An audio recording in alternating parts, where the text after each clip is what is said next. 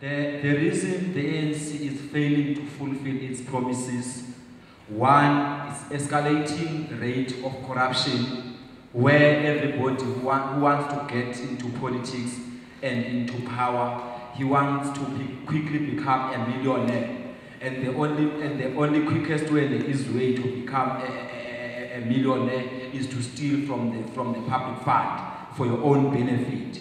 And another weak point is that the government had a lot of cadre deployment, whereby the people are given government contracts. We call them tenders in South Africa.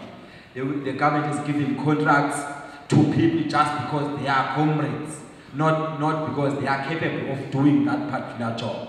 You find that the South African government is making a lot of roads and highways, but within 3 months the tar roads have got potholes and so on and so on, because the people who are given the responsibility do not have the capacity to do the quality service production.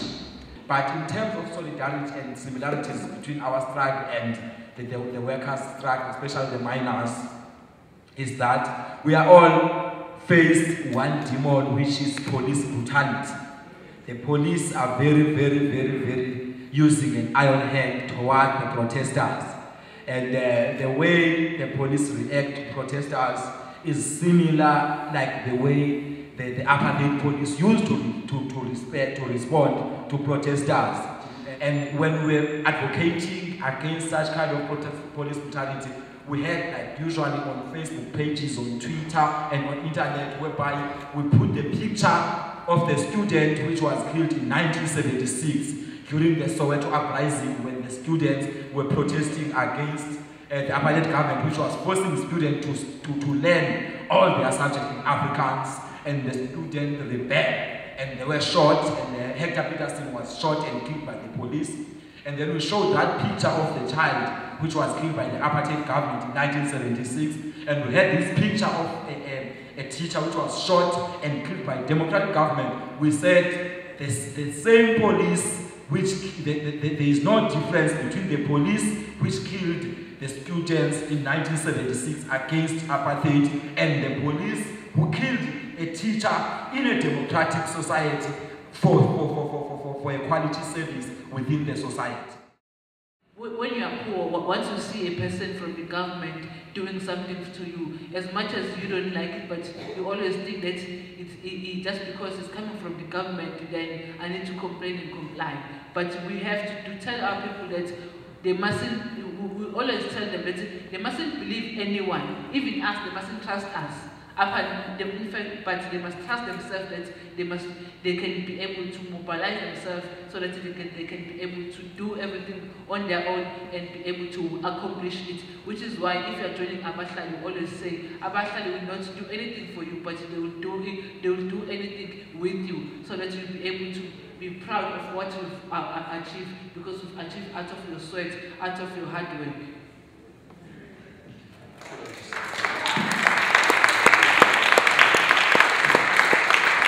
The folks up here from Baltimore, how do the issues in the film translate to the issues here in the United States, the issues here in Baltimore? Did you see anything there that resonated, that made you think that's exactly what we're dealing with here? So one of the things that resonated with me and that I first struck me as similar was when you mentioned in the film that if you have the materials, you know, you can build a home in a day.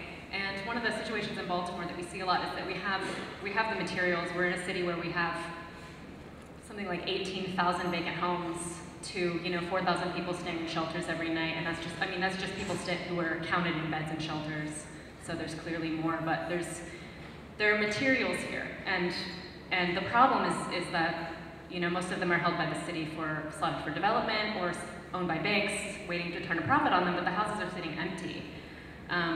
So that struck me that there's the same situation where if you have the materials present, you're able to meet everyone's needs, but we're just not seeing it done here. And I think that's the situation in a lot of places, is a misallocation of resources being pooled into for either political political gain or for financial gain, and the people who are suffering are people who need basic needs like housing, a roof over their head. Something you brought up was, you know, the situation in the slums that we saw in the movie tonight is startling, you know, and I think, I don't think it's, I think there are some parts of Baltimore where you can get a glimpse of that, you know, of that kind of living. If you're in places in Northwest Baltimore, in Southwest Baltimore, in East Baltimore, you know, you see some of this stuff. You see people living in houses illegally, connecting power cables to their neighbors' houses, you know, having floors that are broken out of people afraid to walk through their living room because their floor might give out, people, you know, propping up their porches with bricks so their children don't fall through them. And a lot of these places are rented places that people are living, but we do see these conditions in the United States, in Baltimore. There are some pretty glaring examples of it. There were two sort of themes that came up in my mind as I was watching it. One is, we don't deal with a mass eviction here on the scale that we saw. You know, there's no red ants, but we have a huge problem with eviction in Baltimore City. And I lived here for 6 years before I became involved in housing law.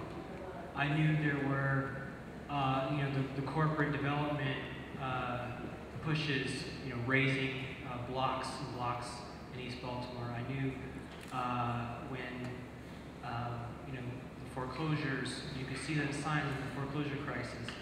And, you know, we see what everyone calls the urban blight in Baltimore, with the, you know, blocks of boarded up houses, but you don't see quite often a family being evicted. What's interesting to me now is I can get the statistics from the sheriff every month. And for 2012, we're averaging 590 household evictions. That means that we're on pace to evict 7,000 households in the city of Baltimore by the end of the year. And that's not the only problem.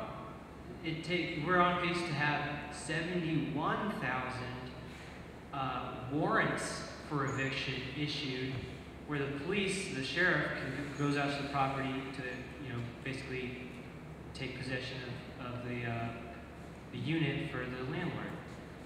I mean, think about that. 71,000 instances this year where a family is going to be pushed to the total brink, you know, facing loss of their, you know, the four walls, everything inside it, you know, basically their sense of dignity. That is something that you don't see, but, you know, I would hate for people to leave this film screening thinking, well, I don't see the slums and I don't see red ants in Baltimore City. We have a judicial process for eviction, but we have, you know, the scale here, although you can't see it, is just kind of devastating. This question is open to everyone on the panel, everyone, and it's essentially about the challenges in your own communities, in your own countries, in your own states, as to building a human rights movement. I think one of the challenges that we confront is that we don't speak about human rights in the United States. And as far as I know, the United States is full of human beings, but we don't talk about human rights. We just talk about other rights, but not what are the rights that we have as human beings. And under the current economic and political system, it is difficult to build that movement, because no one wants to say the words human rights, because those words are prohibited in the United States. Those words are for the third world countries. Those words are not for us. The right to have a house with dignity, the right to have a job with dignity, the right to that all life is sacred, those are not rights that we have supposedly here. We don't talk about those rights in that way. And I think that's one of the issues. And you know, one of the problems is the need of unite across color lines, because for a long time, one of the issues is that the current economic and political system has to try to keep us separate. based on race, based on gender, based on income, based on any way that we can be separate, we are separate. And that is a big challenge to develop, to create a human rights movement. However, I also think that one of the biggest things that we should know is that it is possible. And one of the things that I just want to highlight is that, for example, Baltimore, as many other cities, has been using these budget cuts. And what we are losing is recreational centers, firehouses, and where? In the most poor neighborhoods. However, when people come together, and that's proved in Harlem Park, the community of Harlem Park come together, and Truck 10 didn't close. They didn't shut down the firehouse. Why? Because the community come together and say, we need to do something about it. We are not losing our firehouse because it's a human right. So how you can talk about human rights, the human rights of housing when you don't have a firehouse that protect you? And I think that that's one of the problems that we also have, the challenge of how we connect all these struggles and how we end the solidarity of just come to my action and I come to your action. But the real solidarity of if you have an issue with housing, you also have an issue with healthcare. You also have an issue with jobs. You also have an issue with how you are with race and how you are treated because your gender or because your ideology. So I think that that's one of the challenges, that we keep ourselves separate in our own struggles, and we don't see beyond that each struggle is connected in a real way, in a human right way, in a human beings that we are fighting for. Yeah, I totally echo what Luis said about being able to connect the different human rights struggles, jobs and housing, and even on a more sort of micro level, just connecting individuals' problems to other people who have the same problems. I think that's a really huge barrier. We've been in meetings in Park Heights, which is the neighborhood that we're primarily trying to organize in, where we have 10 people sitting there who are dealing effectively with the same problem, who are all saying, her problem's not my problem, his problem's not my problem, and not really seeing that it's something that's bigger than just their individualized problems. It's part of a human rights problem. And then even beyond that, part of this, finger pointing at other people and saying, well, of course he doesn't have housing, he doesn't have a job. Why doesn't he get a job? And then having to sort of, make that connection of, well, not having a job is also, should be a violation of people's human rights, and having work with dignity should be a human right. Making those connections for people who have had communities destroyed, who don't have systems of a very strong community in place. Part of that is the destruction of public spaces, not having places for communities to gather. But I think the individualism of communities that have just been broken is contributing to the problem of creating a movement around human rights and connecting to other people's struggles.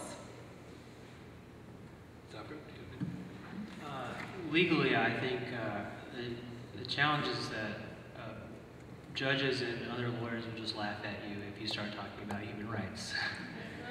There's a couple reasons for that. One is that it's broadly just considered foreign, possibly foreign law, or too idealistic and pie in the sky, not grounded in actual policy concerns, or typically it's just considered too ambitious. Part of the work of lawyers who want to advocate a human rights framework for the problems that we face for clients and communities is to take, to have the guts to bring it up in our pleadings and in our arguments, so that we're changing the conversation at that high level where a judge does have to converse in terms that they're not used to, which are the terms of human dignity, universality, accountability. Zodwa and Mnikelo, I'm not going to let you off the hook on this question in terms of challenges, because nobody really addressed the economic challenges. How can you have a system that democratically decides that you're going to have economic rights to housing, and economic rights in the human rights realm are right to housing, right to education, right to work with dignity or a living wage, right to food, right to health care. You can actually have that in law, and have the ruling party that ran on that helped get that Constitution implemented. How can we have an economic system that doesn't deliver on that? Is it just politics?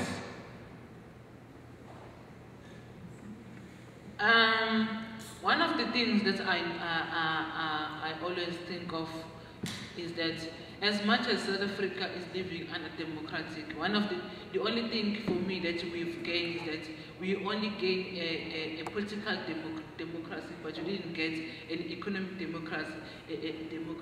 So we still have to fight to gain an economic democratic, because without an economic we cannot reach anywhere. Because as much as we are able to say whatever we want to say, but the fact of the matter is that the economy is still on the hands of the people who were still on even during the apartheid.